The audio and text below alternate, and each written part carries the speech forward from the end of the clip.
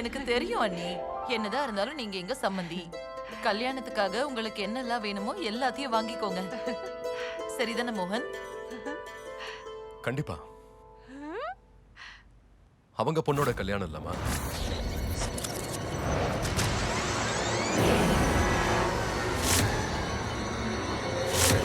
நான் தாமினியை கல்யாணம் பண்ணிக்க எந்த கண்டிஷனும் இல்லை, எந்த கேள்வியும் இல்லை.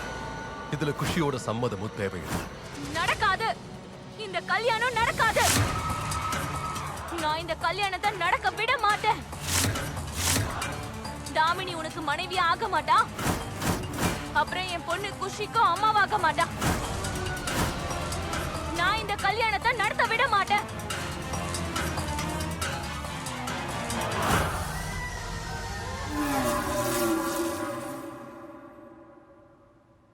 தேங்க்யூ.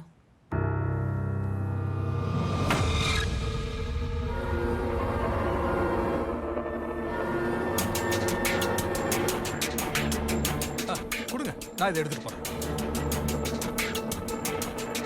குஷி, நான் குஷியை போய் பார்க்கறேன். உடனே ஜோசியரை வர சொல்லி நாம தேதியை குறிச்சிருவோம். சரி, நான் இப்பவே ஜோசியருக்கு ஃபோன் பண்ணிட்டு வரேன். நான் இப்ப வரேன். இன்னைக்கு நான் ரொம்ப சந்தோஷமா இருக்கேன். தாமினி,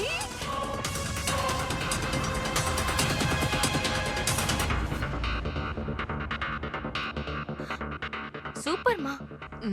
ரொம்ப நல்லா நடிக்கிறீங்களே. உங்களுக்கு சினிமா சான்ஸ் கூட ஈஸியா கிடைக்கும். அப்படியா?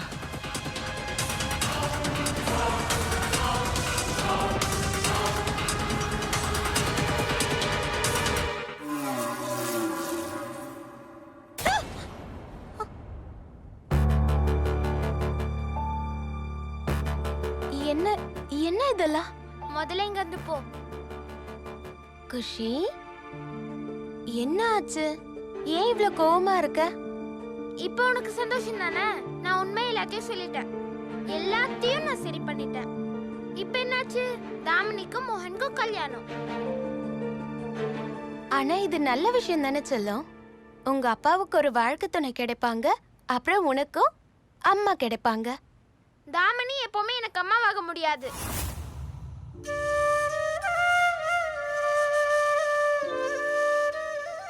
ஏன் முடியாது?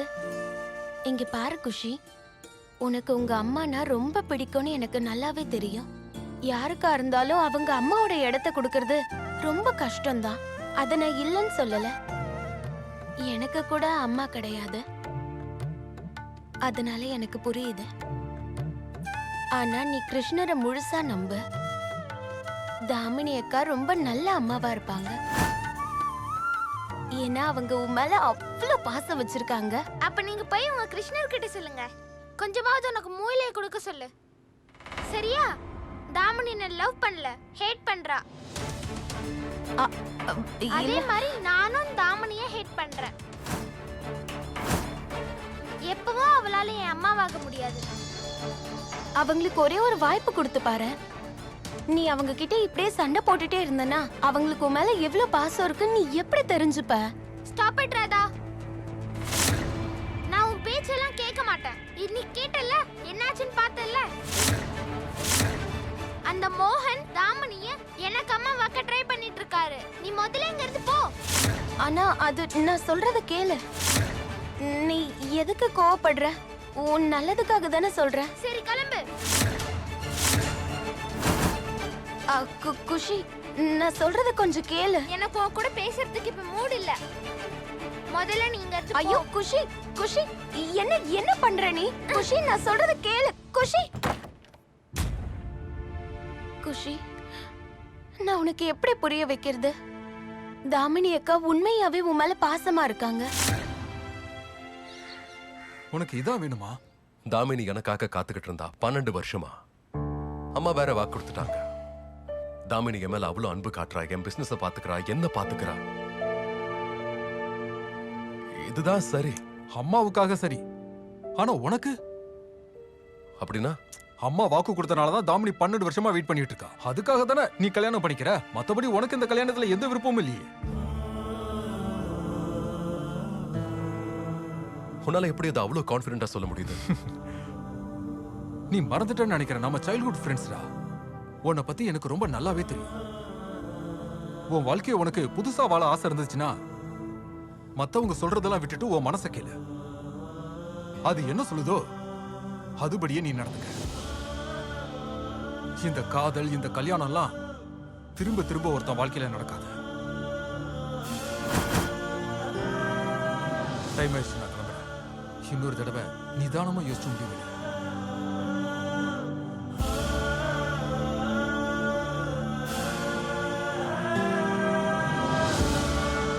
தெரியுமா, மச்சான் கல்யாணத்துக்கான வேலையெல்லாம் பார்க்க சொல்லிட்டாரு. நீங்க 2 பேரும் என்னன்னா இப்படி உட்கார்ந்துட்டு இருக்கீங்க? இந்தாம்மா லட்டு சாப்பிடு. அட நான் ஊட்டி விடலன்னா வேற யார் உனக்கு ஊட்டி விடுவா? சாப்பிடு சாப்பிடு. எனக்கு இந்த லட்டு தேவையில்ல. போங்க இங்க இருந்து. மாமா, உங்களுக்கு தான் தெரியும்ல, அக்கா ஸ்வீட்லாம் சாப்பிட மாட்டா. அவ டயட்ல இருக்கா. ஓ அடடா, நான் மறந்தே போயிட்டமா. உனக்காக நானே சுகர் ஃப்ரீ ஸ்பெஷல் லட்டா வாங்கிட்டு வந்து ஊட்டி விடுறேன். சரி, நான் போய் மத்தவங்களுக்குலாம் ஸ்வீட் கொடுக்குறேன். ஏன்னா நான் நீங்க கொடுக்கலனா வேற யார் கொடுக்க போறாங்க மாமா? சரியா சொன்ன மச்சான். முதல் லட்டு உனக்கு தான், சாப்பிடு.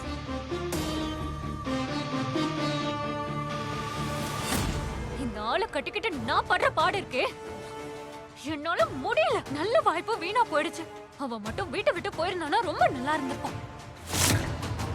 இந்த வீட்ல நான் ஆசைப்பட்டதெல்லாம் என்னைக்குதான் நடந்திருக்கு. குஷி உண்மையை சொன்னது பெரிய விஷயம் கிடையாதுக்கா. குஷி எதுக்காக உண்மையை சொன்னாங்கிறது தான் முக்கியம். அவளுக்கு இதெல்லாம் கத்து கொடுக்கறது யாரு? வேற யாரு? அந்த ராதா. இத்தனை நாளா அந்த குஷியை வச்சு நம்ம எல்லாமே சாதிச்சோம். ஆனா இதுக்கப்புறம் நம்ம என்ன பண்ண போறோம்? இப்ப அந்த ராதா எல்லாத்தையும் கெடுத்து வச்சிருக்கான். இந்த மாதிரி குஷி எல்லா உண்மையும் சொல்லிக்கிட்டு இருந்தானா நம்மளோட எந்த வேலையும் ஒழுங்கா நடக்காதுக்கா. அந்த ராதாவை நாம ஏதாவது பண்ணியே ஆகணும்.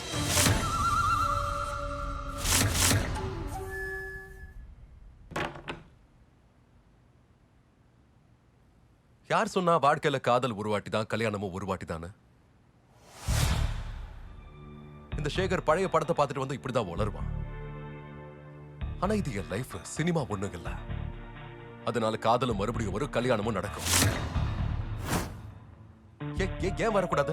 நீ என்ன பத்தி யோசிக்காதப்ப நான் மட்டும் உன்னை பத்தி ஏன் யோசிக்கணும்? இனிமே நான் என்ன பத்தி தான் யோசிப்பேன். அப்புறம் என் பொண்ணை பத்தி மட்டும் தான் யோசிப்பேன். ஒரு புது வாழ்க்கை ஆரம்பிப்பா. அதுல எனக்கு மனைவியும் இருப்பா, என் பொண்ணுக்கு ஒரு புது அம்மாவும் இருப்பா. அம்மாவா? யார் அந்த தாமினி? நீ ஒரு குருடாயிட்ட. அவங்க எல்லாரும் உன்னை யூஸ் பண்றாங்க, ஏமாத்துறாங்க, முட்டாளாக்கிட்டு இருக்காங்க. அது உனக்கு எதுவும் புரிய மாட்டேங்குது. உனக்கு தெரியாது அந்த தாமினி எப்படிப்பட்டவ, அவ எவ்வளவு கொடுமை பண்றவன்னு.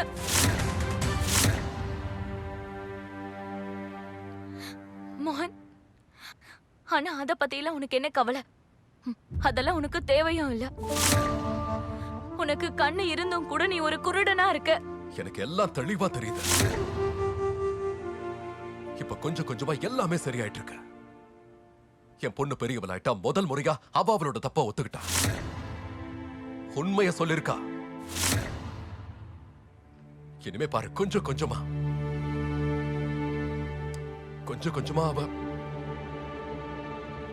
அவ தாமினியையும் ஏத்துப்பா.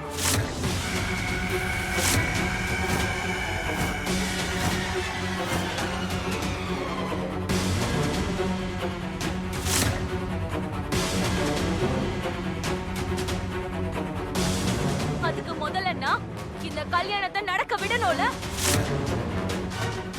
நான் இந்த கல்யாணத்தை நடக்க விட மாட்டேன். சொன்னது புரிஞ்சுதா?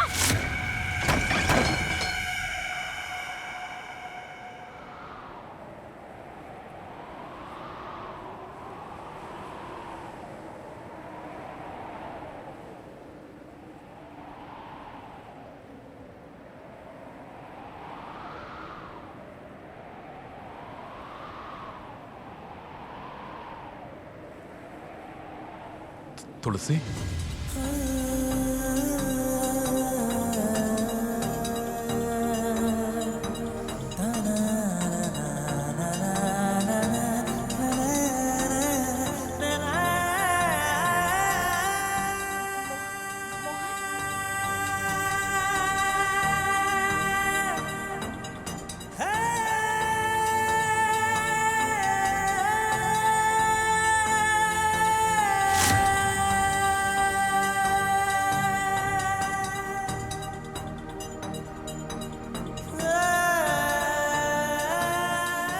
துளசி எங்கிருந்து வருவா? அவதான் எரிஞ்சு செத்துட்டாலே.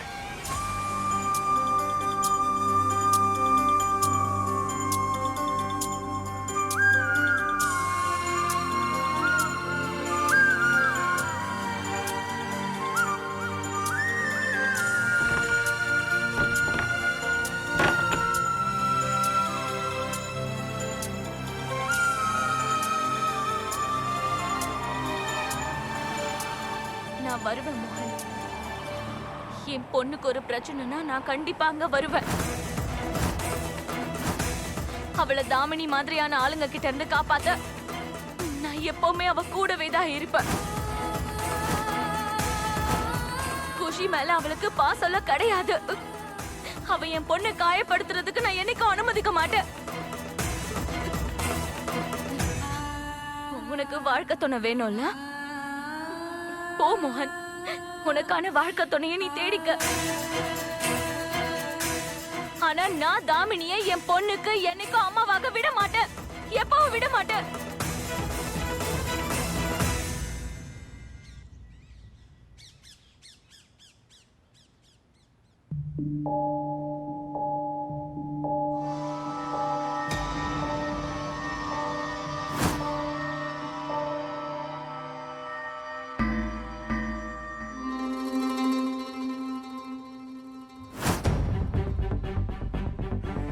ஜோசியரே, என்ன விஷயம்? ஜாதகம்லாம் சரியா தானே இருக்கு?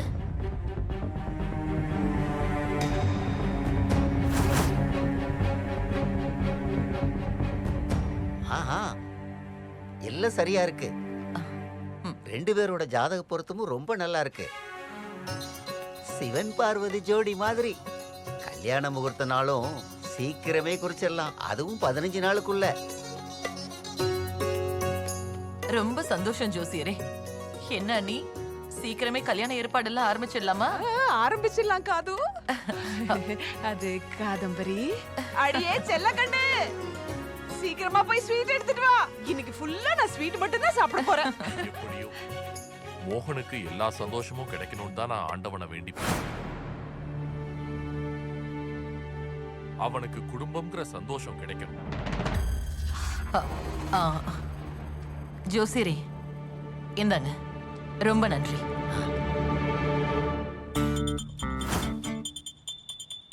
நீ ரொம்ப நல்லா இருக்கணுமா?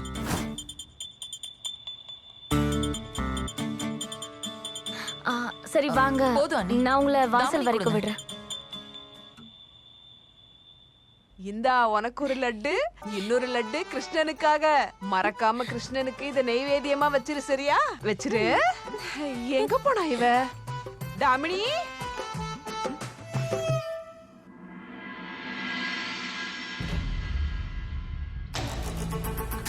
சரி இப்ப சொல்லுங்க, ஏதாவது ப்ராப்ளம் இருக்கா? அது வந்துமா, சரி இந்தாங்க, இதையும் வச்சுக்கோங்க. சரி சொல்லுங்க, என்ன ப்ராப்ளம்? அது வந்துமா, மோகனோட ஜாதகத்துல 2வது கல்யாணம் பண்ணிக்கிற யோகம் இருக்கு. ஆனா ஆனா ஆனா உங்க ஜாதகத்துல மோகனை கல்யாணம் பண்ணிக்கிற யோகம் இல்லையே.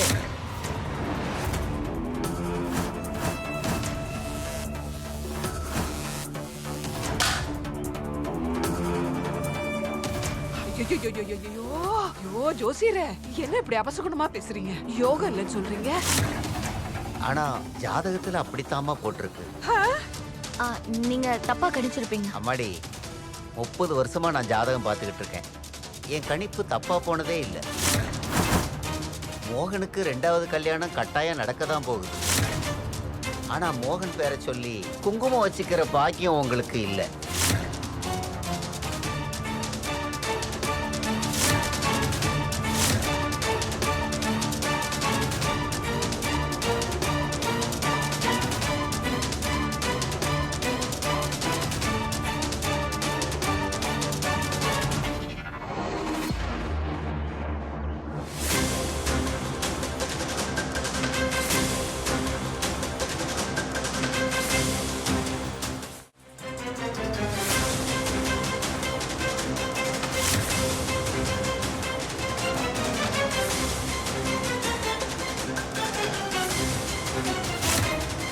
இருக்கிறாளே என் மண்டையை உடைச்சிருவாளோ?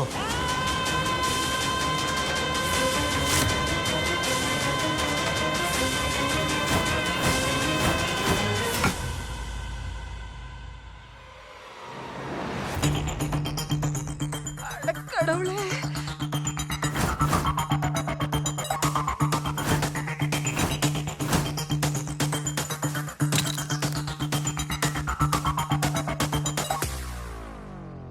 இப்ப தெரியுதா? இப்போ என் நெத்தியில குங்குமம் வழியறது தெரியுதா? இதுக்காக என்ன வேணா செய்வேன்.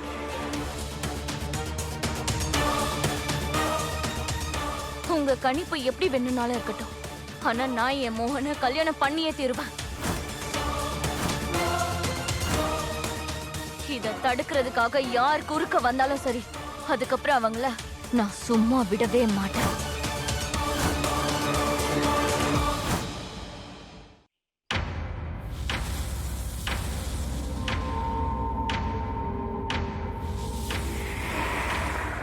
ஏன்டி இப்படி எல்லாம் பண்ற? உனக்கு என்ன பைத்தியமா? நானும் பாக்குறேமா, மோகன் என் நெத்தியில வைக்கிற குங்குமத்தை யார் பறிக்க போறாங்கன்னு.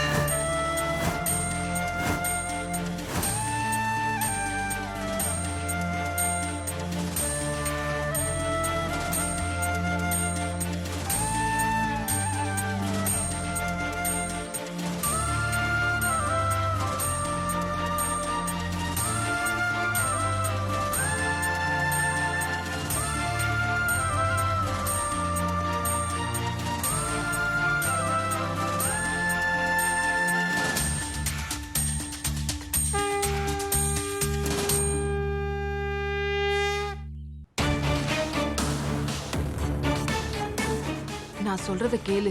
ஒரு தடவை குருமா கிட்ட போய் பேசிட்டு வரலாம்.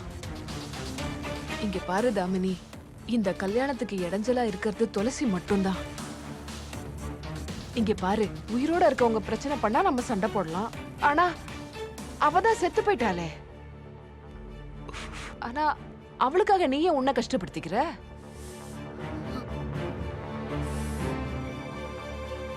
துளசி அவ என்ன தடுப்பாளா? வேற யார் தடுப்பா? எங்க துளசி? நீ எங்க போன? என்னடி பண்ணிக்கிட்டு இருக்க? துளசி, இப்ப எதுக்காகடி அவளை கூப்பிடுற? துளசி,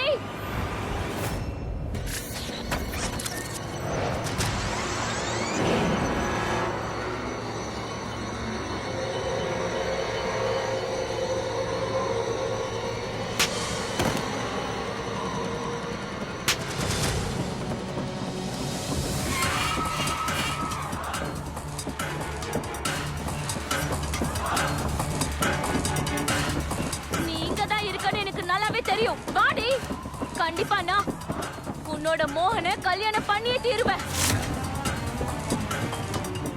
உன்னால முடிஞ்சத பண்ணிக்கோ. உனக்கு என்ன பத்தி தெரியாது தாமினி. நான் என்ன வேணாலும் பண்ணுவேன். என்ன நினைச்சிட்டு இருக்க? நான் உன்னை பார்த்து பயப்படுவேன் நினைச்சியா? நான் மோகனோட பொண்டாட்டிய மட்டும் இல்லாம குஷியோட அம்மாவா ஆவேன்.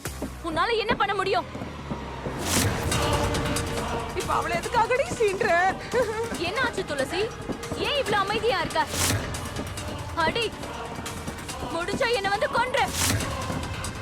உன்னால ஒண்ணும் பண்ண முடியாது. பண்ண முடியாது. ஞாபகம் இருக்கா? போன தடவை நீ என்ன அடிச்சு, அது ஞாபகம் இருக்கா?